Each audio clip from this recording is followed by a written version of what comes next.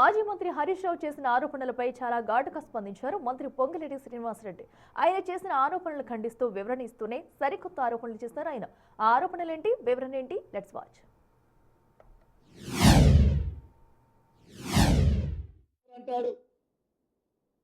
తర్వాత నాగోలులో నాదురగల్ అంటాడు, మరొకసారి ఒట్టి నాగులపల్లి అంటాడు. ఇలా నా మీద అంటే ఈ కేబినెట్ ఉన్న మంత్రులు అందరి మీద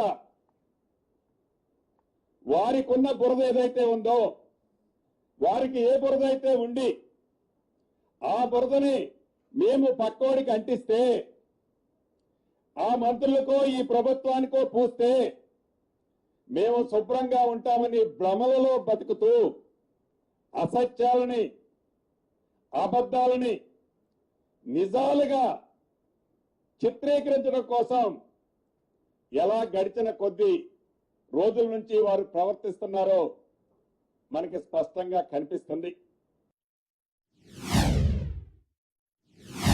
మీడియా మిత్రులు, రాష్ట్రంలో ఉండే ప్రజానికం, టీవీలు చూస్తున్న అబద్ధాలు రావు గారు, వారు కూడా గమనించాల్సింది ఉంది.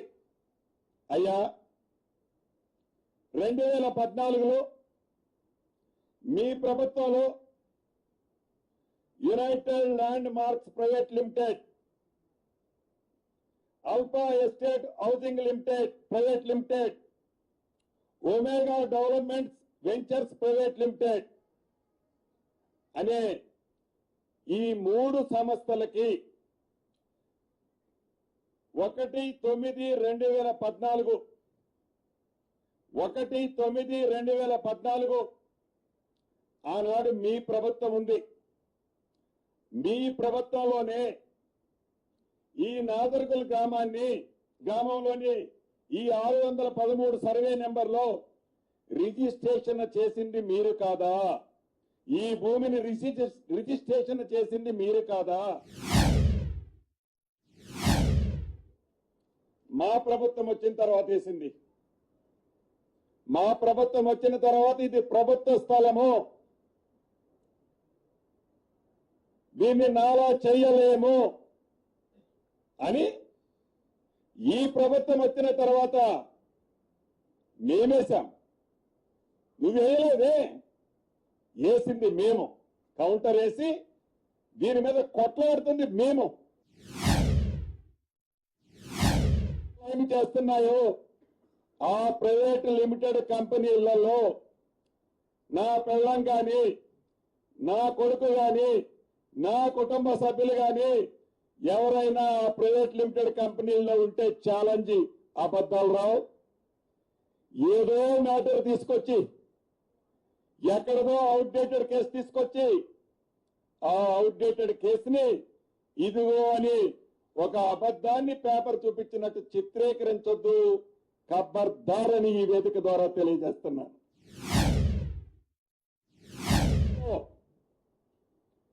నా కొడుకు కేవలం డెవలప్మెంట్ కు తీసుకున్న కంపెనీలో పార్ట్నరు. అది డెవలప్మెంట్ కు తీసుకున్నాను తప్ప దాన్ని కొనలేదు. దాన్ని సర్వే చేయడానికి మాకు నోటీస్ ఇస్తుందని ఆ వ్యక్తిరాలే ఆమె అన్నది. దీంట్లో ఈ అబద్ధాలు రావు, డ్రామా రావు, ఈ కంపెనీ ఎంటర్ కావడానికి కారణం ఆ ఓము ఈ ఓముకి సంబంధించిన భూమిలో కొంత భూమి ఓఆర్ఆర్ లో పోయింది, తగ్గితే ఆ ప్రోరేటా తగ్గుద్ది. కాబట్టి దీనికి ఒక కథ అల్లి దీన్ని ఈ ప్రభుత్వం మీద రుద్దటం బాధాకరం. ఏది ఏమైనా ఇది ఆనరబుల్ కోర్టులో ఉంది.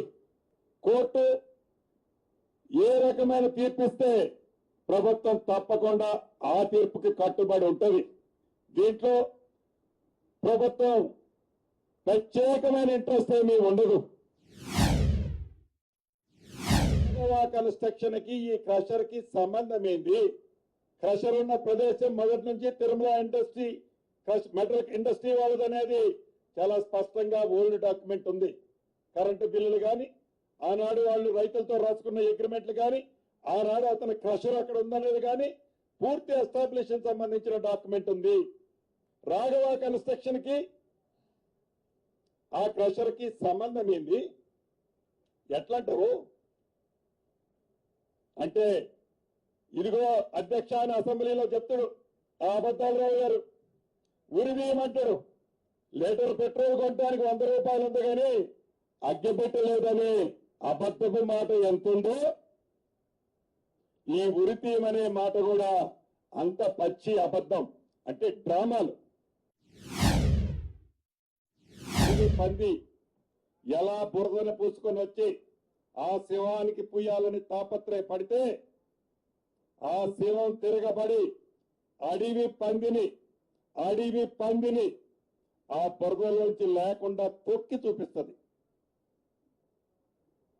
మీ అక్రమాల చిట్ట, మీ భూదందాల చిట్ట, మీ అధికారంలో ఉన్నప్పుడు చేసిన లిస్టులు ఒక్కొక్కటి నా మిత్రులు ఇస్తున్నారు.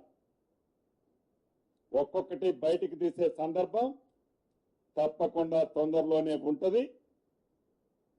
మీ తాటాకు చప్పట్లకి భయపడం ఈ ప్రభుత్వం చిత్తశుద్ధితో పనిచేస్తుంది.